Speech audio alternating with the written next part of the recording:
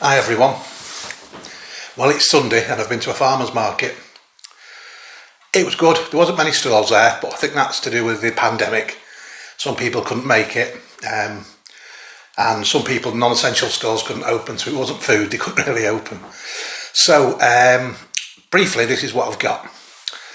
I've got a couple of cheeses, handmade organic cheeses from a farm in Todmorden that have their own cows.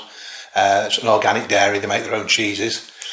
Got some handmade butter, another dairy farm. This one over in Wheaton on the Fylde coast. The farm's been in the family for 5 generations. They only started making butter in 2016, but they're very good at it.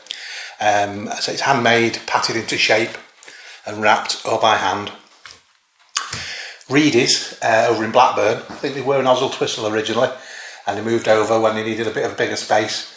The lady I spoke to actually makes them, her recipes. She has a few people helping her. But these are a spicy red pepper relish, a hot plum chutney with Bramley apple, and a rhubarb preserve. That'll sound quite nice. Which leaves this Frankenstein's monster. This pie. I met the couple who make these. I think they're based in Manchester. Lovely couple. Now normally when I buy pies, I normally go for the smaller ones, a bit more easier to eat for me on my own. Now this is a monster, and the pastry looks so thick, but it's a different style of pie. I'm not going to compare this to the pies I've normally had. It's a completely different type of pie. I think they're a Jamaican couple. Certainly the chap had his Rastafarian hat on, so it looked a bit Jamaican. Apologies if you're not, but you know. And it's jerk chicken as well. I'm so excited about this. So just give me a minute, because I'm actually going to put some of this butter onto these crackers, because I do like crackers with my cheese, and you know, I'm sure the purist cheese tasters will say you don't do that. Tough is how I like it. And I can put a bit of the jam on my crackers as well, so it all works out well. And some of these relishes might go well with my pie. Oh, it's all coming together brilliantly. And I'm drinking port. Nothing special, nothing to shout about, it's just a Tesco's own. Port and cheese just goes together so well. And I'm only sipping, and I'm just going to chill out on a Sunday, have a nibble, and call it a day. So I will speak to you very soon. Okay, bye. Right, I'm back. So, the first cheese, as you can see, it's a blue cheese. I know a lot of you don't like blue cheese. Even cheese lovers, some don't like blue cheese. I don't know if it's the flavour, the thought of it being mould, but it's the acquired taste, and once you get the acquired taste, it's really tasty, obviously. This one's called Devil's Rock. It won the Organic Mould Ripened Blue Cheese class 2 years on a run, 2018 and 2019. This is a serious award-winning blue cheese. So, you're not allowed to cut the nose off cheese, apparently. It's seen as uncouth. So I don't know what you're meant to do. Let's do that. I'm never sure whether you're meant to eat the rind or not. So the way I do it, if it's a waxy rind, I don't, because that's wax. If it's just like a mouldy looking rind, I assume you do, because the rest of the cheese is mouldy anyway. So let's go for it.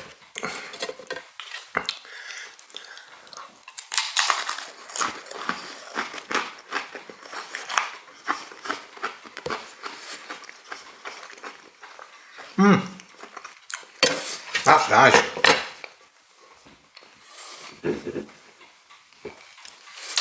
That is very nice. I'm going to take this opportunity to try some hot plum chutney with Bramley apples from Reedy's. Let's have a go.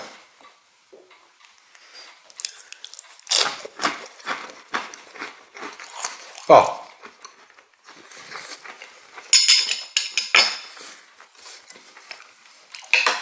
That goes together really well. Nice and sweet, a teeny bit of heat, and a nice ripe flavour of the cheese. Fantastic. Right then, the next cheese.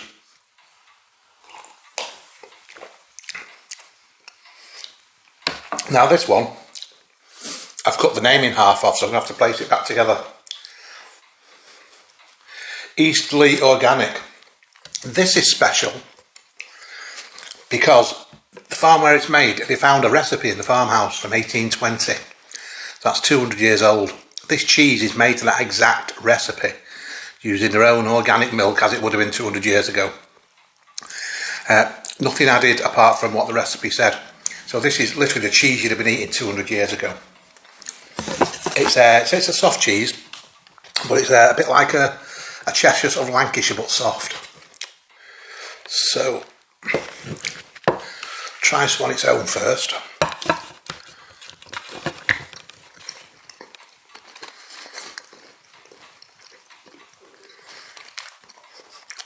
Very creamy.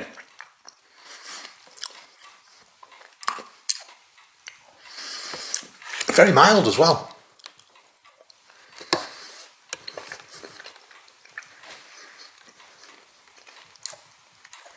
Probably a bit too mild for my taste, that one. It's nice cheese, but maybe if it was left a bit longer. But maybe that's how that one's meant to be. I'm going to pimp it up a bit with some spicy red pepper relish.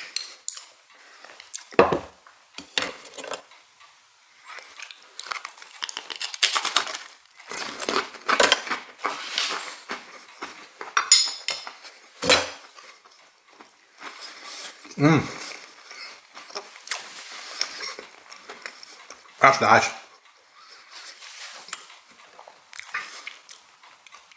That is nice. To do a lot more cheeses than these are just two I bought today. Of the two, I'd recommend this one if you like a blue. But you shy away from the really strong blue ones. That's going to knock you over. And even if you're not a mad fan of blue cheese, and you want to start somewhere, that's not a bad idea to start with, because it's not dead strong. Right, what have we got here?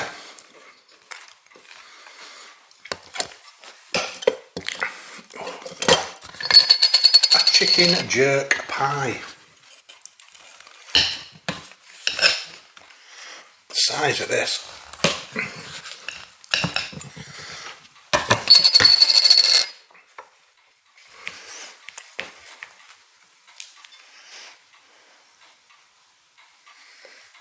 You can see that.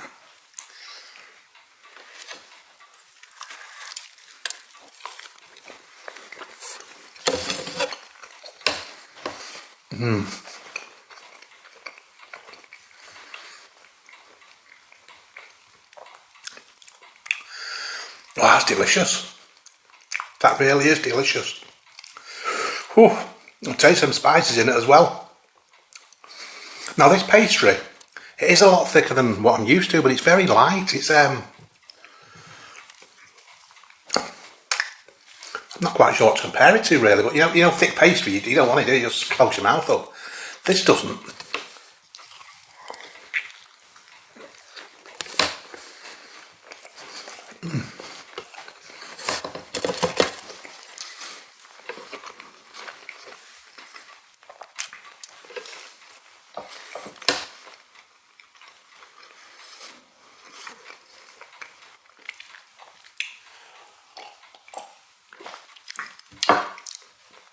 Now the couple that made these, they're on Insta, at Cake Loves Cakes.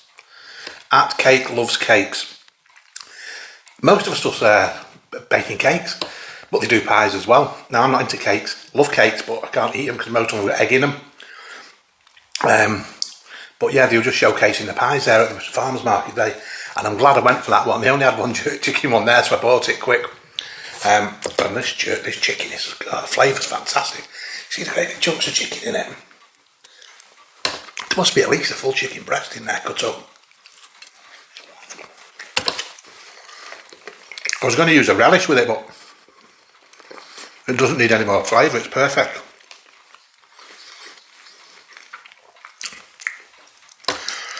That's tea sorted out. Right, the only thing I've not tried is a rhubarb preserve, and I'm going to spread a bit on one of my crackers.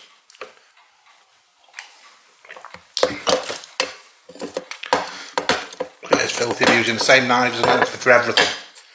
But there's only me here, so it doesn't matter. Rhubarb preserve.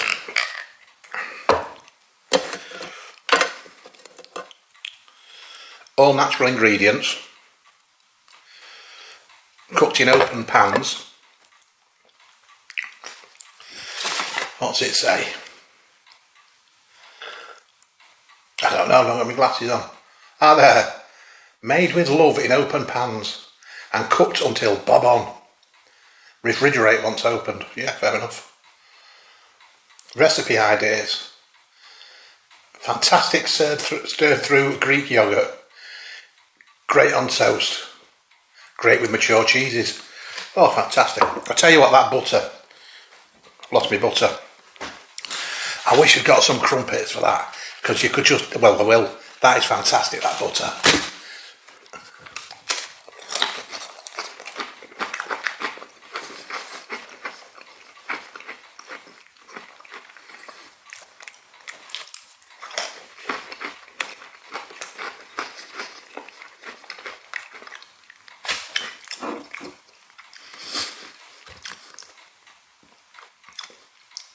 I'm going to be honest, that's not got a very strong rhubarb taste to it.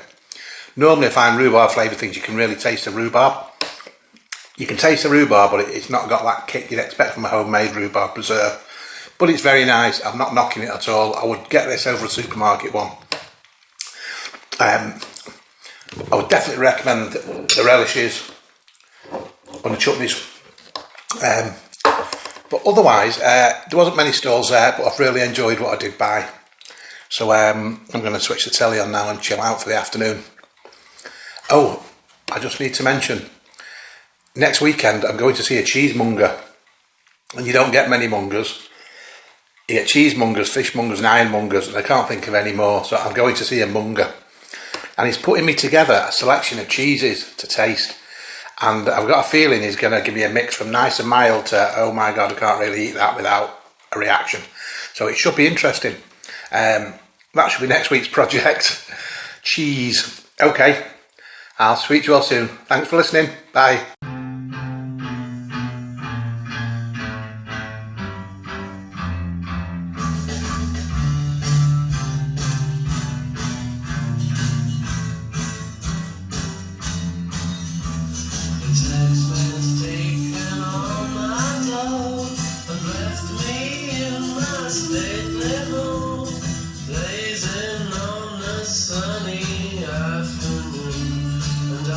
Sail my yacht, he's taken everything I got.